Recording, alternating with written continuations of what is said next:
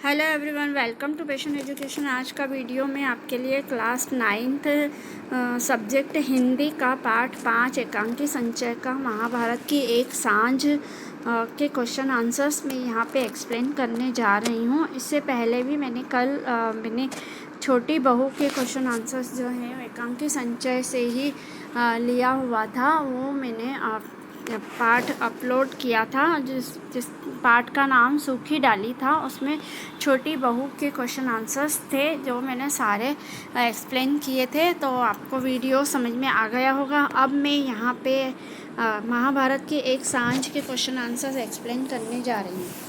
तो I hope this video मेरा video ये अच्छे से बिल्कुल ध्यान से देखिए तो आपको बिल्कुल अच्छे से ध्यान से समझ में आ जाएंगे, और जिसके क्वेश्चन आंसर्स जो हैं एग्ज़ाम में बिल्कुल आते ही हैं और आपके लिए बिल्कुल बेनिफिट होंगे, क्योंकि अभी तो ऑनलाइन स्टडी ही बच्चों की चल रही है। तो इसलिए आप मेरे वीडियो को ध्यान से देखिए, लाइक कीजिए, शेयर कीजिए, सब्सक्राइब विथ बेल आइकन ज़रूर कीजिए, ताकि आपको समय समय पे सभी नोटिफिकेशंस प्रोवाइड होते रहेंगे। तो अब मैं क्वेश्चन नंबर 1 यहाँ पे क का फर्स्ट लाई हूँ। निम्नलिखित गद्यांश को पढ़कर नीचे दिए गए प्रश्नों के उत्तर लिखिए। अब यहाँ पे सबसे पहले तो मैं आपको यहाँ पे बता दूँ कि महाभारत की एक सांझ जो है पाठ, उसमें यहाँ पे एक कि इस पाठ के जो कैरेक्टर हैं वो एक तो संजय है, दूसरा है धृतराष्ट्र है, और दुर्योधन है, और महाभारत के जो भी पात्र थे वो इस लेसन के, और मीनू नाम की एक लड़की है। तो कह नहीं सकता संजय किसके पापों का परिणाम है, किसकी भूल थी जिसका भीषण विष फल हमें मिला। ओ क्या पुत्र मोह अपराध है, पाप है, क्या मैंने कभी भी। तो उपयुक्त अवतरण के वक्ता कौन हैं, उनका परिचय दीजिए। तो यहाँ पे मैंने आपको कल भी बताया था कि वक्ता मीन्स होता है जो बोलने वाला होता है, उसे हम वक्ता कहते हैं, और श्रोता मीन्स होता है जो सुनने वाला होता है, उसे श्रोता कहा जाता है। तो अब यहाँ पे वक्ता का परिचय देना है कि उपयुक्त कथन जो है ये किसने कहे थे, किससे कहे थे और किसके बारे में कहे थे। तो उपयुक्त अवतरण के वक्ता यहाँ पे धृतराष्ट्र हैं। धृतराष्ट्र जन्म से ही नेत्रहीन थे, मतलब अंधे थे। वे कौरवों के पिता थे। दुर्योधन उनका ज्येष्ठ मतलब सबसे बड़ा पुत्र है। इस समय वे अपने मंत्री संजय के सामने अपनी व्यथा को प्रकट कर रहे हैं। तो ये वाक्य जो है ये अपने मंत्री से प्रकट कर रहे हैं, और मंत्री का नाम ही यहाँ पर संजय है। अब प्रश्न नंबर 2। तो प्रश्न नंबर 2 में अब हम यहाँ पे देखेंगे कि कह नहीं सकता संजय किसके पापों का परिणाम है, किसकी भूल थी जिसका भीषण विष फल हमें मिला। ओ क्या पुत्र मोह अपराध है, पाप है, क्या मैंने कभी भी। यहाँ पर श्रोता कौन है और वह वक्ता को क्या सलाह देता है और क्यों। तो फर्स्ट वाले क्वेश्चन में वक्ता का नाम लिखना था जो कि धृतराष्ट्र थे। वो अपने मंत्री संजय से उपयुक्त वाक्य जो है वो कह रहे हैं, और यहाँ पे अब आपको श्रोता का नाम बताना है कि श्रोता कौन है। तो श्रोता यहाँ पे जो है वो संजय है, जो कि मंत्री है, और वो वक्ता मतलब धृतराष्ट्र को क्या सलाह देता है और क्यों। तो यहाँ पर श्रोता धृतराष्ट्र का मंत्री है जिसका नाम संजय है। उन्हें दिव्य दृष्टि प्राप्त थी। अपनी दिव्य दृष्टि की सहायता से वे धृतराष्ट्र को महाभारत के युद्ध का वर्णन करते हुए बताते रहते हैं, और इस समय वे धृतराष्ट्र को शांत रहने की सलाह देते हैं। संजय के अनुसार जो हो चुका है उस पर शोक करना व्यर्थ है। वो धृतराष्ट्र को समझाने की कोशिश कर रहे हैं कि यहाँ पर अभी आपको शांत रहना है, चुप रहना है, और शोक मनाना, दुख मनाना जो है व्यर्थ है, क्योंकि ये उस समय जो है महाभारत का युद्ध चल रहा था। तो युद्ध के वर्णन की वो सभी बातें जो है धृतराष्ट्र के सामने प्रकट कर रहे थे। तो अब प्रश्न नंबर का थर्ड है यहाँ पे वाक्य।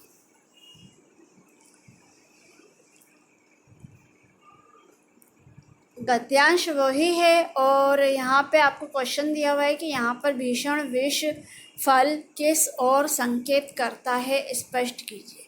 धृतराष्ट्र ने कहा था कि ये भीषण विष फल जो है तो किसके पापों का फल है, ये किस ओर संकेत कर रहा है, इसको स्पष्ट करना है। तो यहाँ पर धृतराष्ट्र के अति पुत्र मोह से उपजे महाभारत के युद्ध की ओर संकेत किया गया है। पुत्र स्नेह के कारण दुर्योधन की हर अनुचित मांगों और हरकतों को धृतराष्ट्र ने उचित माना। धृतराष्ट्र ने पुत्र मोह में बड़ों की सलाह, राजनीतिक कर्तव्य आदि सबको नकारते हुए, मतलब सबको मना करते हुए उन्होंने अपने पुत्र को सबसे अहम स्थान दिया था और जिसकी परिणति महाभारत के भीषण युद्ध में हुई। वे अपने बेटे से बहुत ज़्यादा ही मोह प्यार रखते थे, जिसके कारण जो है उन्हें युद्ध में जाना पड़ा और उस युद्ध में उन्होंने अपने बेटे को खो दिया था। निम्नलिखित गद्यांश को पढ़कर नीचे दिए गए प्रश्नों के उत्तर लिखिए। कह नहीं सकता संजय किसके पापों का परिणाम है, किसकी भूल थी जिसका भीषण विष फल हमें मिला। ओ क्या पुत्र मोह अपराध है, पाप है क्या मैंने कभी भी। पुत्र मोह से क्या तात्पर्य है, यहाँ पर स्पष्ट करना है। पुत्र मोह से यहाँ पर तात्पर्य है अंधे प्रेम से। मतलब पुत्र मोह मतलब उन्हें अपने ज्येष्ठ पुत्र जो है दुर्योधन से बहुत ही ज़्यादा प्यार था। वो अपने प्राणों से भी ज़्यादा दुर्योधन से प्रेम करते थे, इसलिए वे उसकी जायज़ और नाजायज़ सभी मांगों को पूरा करते थे। इसी कारणवश दुर्योधन बचपन से दंभी और अहंकारी होता गया, जिसका परिणाम ये निकला कि दुर्योधन जो है वो दंभी और अहंकारी घमंड होता गया और उसे अपने आप पर बहुत ज़्यादा ही अहंकार होता था, अभिमान होता था। अब प्रश्न ख की तरफ आ रहे हैं हम।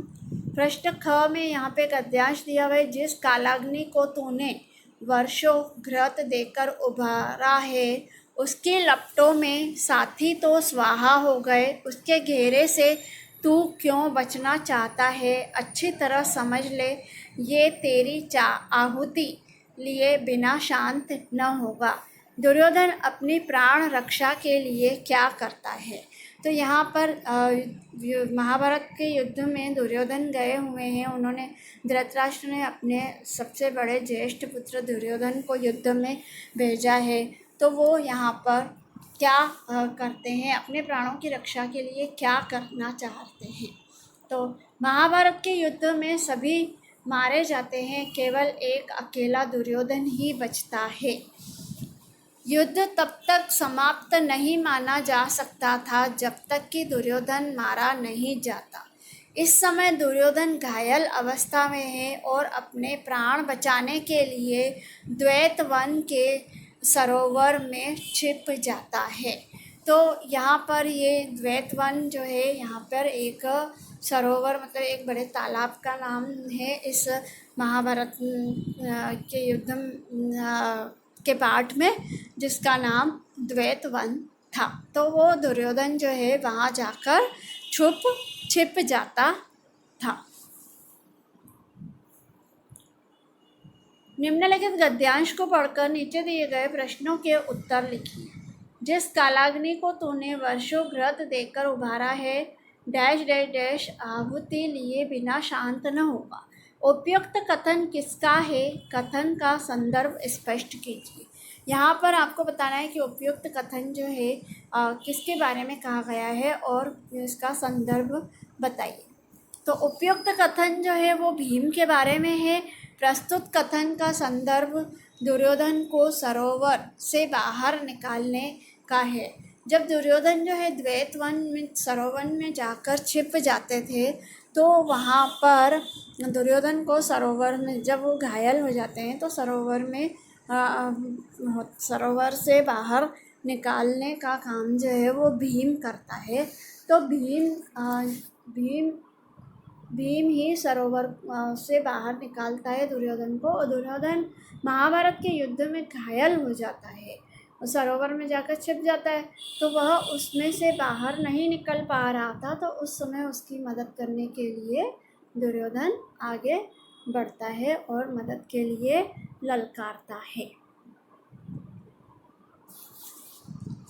प्रश्न ख का थर्ड, जिस कालाग्नि को तूने वर्षों घृत देकर उभारा है, ये वही गद्यांश है। इसका यहाँ पे प्रश्न ये दिया है कि दुर्योधन ने युधिष्ठिर को क्या उत्तर दिया उपयुक्त कथन में, स्पष्ट कीजिए। तो उपयुक्त कथन का दुर्योधन ने यह उत्तर दिया कि वह सभी बातों को भली भांति जानता है। भली भांति मतलब अच्छी तरह से जानता है, लेकिन वह थक कर चूर हो चुका है। युद्ध के कारण उसकी सेना तितर बितर हो गई है। तितर बितर मतलब इधर उधर हो गई है। उसका कवच भी फट गया है। उसका कवच जो है वो भी शरीर से हट गया है, टूट चुका है। उसके सारे शास्त्रास्त्र चूक गए हैं। उसे समय चाहिए, और उसने भी पांडवों को 13 वर्ष का समय दिया था। वो दुर्योधन जो है वो कहता है कि मैंने भी पांडवों को 13 वर्ष का समय दिया था उन्हें संभलने के लिए, तो मुझे भी समय चाहिए। प्रश्न नंबर ख का फोर्थ, निम्नलिखित गद्यांश को पढ़कर नीचे दिए गए प्रश्नों के उत्तर दीजिए। जिस कालाग्नि को तूने वर्षों घृत मीन्स होता है अमृत, देकर उभारा है, उसकी लपटों में साथी तो स्वाहा हो गए। उसके घेरे से तू क्यों बचना चाहता है? अच्छी तरह समझ ले, ये तेरी आहुति लिए बिना शांत न होगा। घृत देकर उभारा है से क्या तात्पर्य है, स्पष्ट कीजिए। तो घृत मीन्स होता है, यहाँ पे घृत का आशय स्पष्ट करना है। घृत उभारा है से तात्पर्य यहाँ पर है कि दुर्योधन की ईर्ष्या। दुर्योधन जो है वो युद्ध में घायल अवस्था में आ चुके हैं, तो इसलिए उसे ईर्ष्या होने लगी है। और वो भीम दुर्योधन से कहता है कि वर्षों से तुमने इस ईर्ष्या का बीज बोया है, तुम्ही ने तो ईर्ष्या का ये बीज बोया है, अब तुम्हें ही फसल काटनी होगी।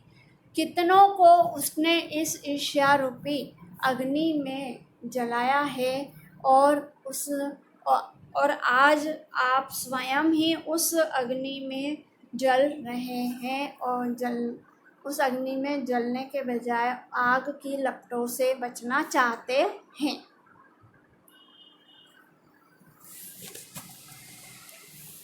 प्रश्न ग का फर्स्ट, निम्नलिखित गद्यांश को पढ़कर नीचे दिए गए प्रश्नों के उत्तर लिखिए। जिस राज्य पर रत्ती भर भी अधिकार नहीं था, उसी को पाने के लिए तुमने युद्ध ठाना, यह स्वार्थ का तांडव नृत्य नहीं तो और क्या? भला किस न्याय से तुम राज्याधिकारी की मांग करते थे? उपयुक्त अवतरण के वक्ता तथा श्रोता के बारे में बताइए। यहाँ पर बोलने वाला और सुनने वाला कौन है, दोनों का ही वर्णन करना है। तो वक्ता यहाँ पर जो है युधिष्ठिर, और श्रोता है दुर्योधन। युधिष्ठिर जो है वो दुर्योधन से कहते हैं, युधिष्ठिर मरणासन्न श्रोता दुर्योधन को शांति प्रदान करने के उद्देश्य से आए हैं। युधिष्ठिर जो है वो दुर्योधन को यहाँ पे शांत कराने के लिए आए हैं, क्योंकि वो इस समय अभी घायल अवस्था में मरणासन्न मतलब मरने की स्थिति में पड़े हुए हैं। इस समय दोनों के मध्य उचित अनुचित विचारों का वार्तालाप आपस में चल रहा है। प्रश्न ग का सेकंड, निम्नलिखित गद्यांश को पढ़कर नीचे दिए गए प्रश्नों के उत्तर दीजिए। जिस राज्य पर रत्ती भर भी अधिकार नहीं था, उसी को पाने के लिए तुमने युद्ध ठाना, स्वार्थ का तांडव नृत्य नहीं तो और क्या। भला किस न्याय से तुम राज्याधिकारी की मांग करते हो। उपयुक्त अवतरण में किस अधिकार की बात की जा रही है। तो यहाँ पर उपयुक्त अवतरण में राज्य के वास्तविक उत्तराधिकारी के संदर्भ में बात की जा रही है। उत्तराधिकारी मतलब कि उनकी, अगर यदि दुर्योधन को कुछ हो जाता है तो उनकी गद्दी जो है कौन संभालेगा, तो यहाँ उत्तराधिकारी का अर्थ ये होता है। यहाँ पर युधिष्ठिर का कहना है कि राज्य पर उनका वास्तविक अधिकार था, यह जानते हुए भी दुर्योधन यह मानने के लिए कभी तैयार नहीं हुआ और इस कारण परिवार में ईर्ष्या झगड़े बढ़ते ही चले गए और अंत में महाभारत के युद्ध में तब्दील हो गए। तब्दील मतलब बदल गए। उन्होंने महाभारत का युद्ध का नाम दे दिया। प्रश्न नंबर ग का थर्ड, निम्नलिखित गद्यांश को पढ़कर नीचे दिए गए प्रश्नों के उत्तर लिखिए। जिस राज्य पर रत्ती भर भी अधिकार नहीं था, उसी को पाने के लिए तुमने युद्ध ठाना, यहाँ स्वार्थ का तांडव नृत्य नहीं तो और क्या। भला किस न्याय से तुम राज्याधिकारी की बात करते थे। प्रस्तुत एकांकी का उद्देश्य बताइए। प्रस्तुत एकांकी का उद्देश्य यह है कि आप चाहे कितने भी कूटनीतिज्ञ हों, बलवान हों, बुद्धिमान क्यों न हो, परंतु यदि आपका रास्ता धर्म का नहीं है तो आपका अंत होना निश्चित है। इसका उद्देश्य यह है कि कूटनीतिज्ञ मतलब कि आप जो है नियमों का पालन नहीं करते और अपने नीति वचनों का पालन नहीं करते। बलवान कितने ही क्यों ना हो, ताकतवर कितने ही क्यों ना हो, बुद्धिमान कितने क्यों नहीं हो, अगर आप धर्म सही रास्ते का आपको नहीं अपनाओगे तो आपका जो अंत होना निश्चित है। साथ यह एकांकी मनुष्य को त्याग और सहनशीलता का पाठ भी पढ़ाती है। महाभारत के युद्ध से हमें ये शिक्षा भी मिलती है कि हमें जो है मनुष्य सबको एक साथ मिलकर, परिवार में एक साथ मिलकर रहना चाहिए। हर मनुष्य में त्याग की भावना होनी चाहिए और सहनशीलता भी होनी चाहिए। तो यही दोनों शिक्षा जो है हमें महाभारत के पाठ से, एकांकी संचय से, महाभारत के एक सांझ से पाठ से मिलती है। यही दो मुख्य कारण थे कि जिसके अभाव में महाभारत का युद्ध लड़ा गया। इसके अतिरिक्त इस एकांकी का एक और उद्देश्य यह भी दिखाना था कि इस युद्ध के लिए कौरव और पांडव दोनों ही पक्ष बराबर जिम्मेदार थे।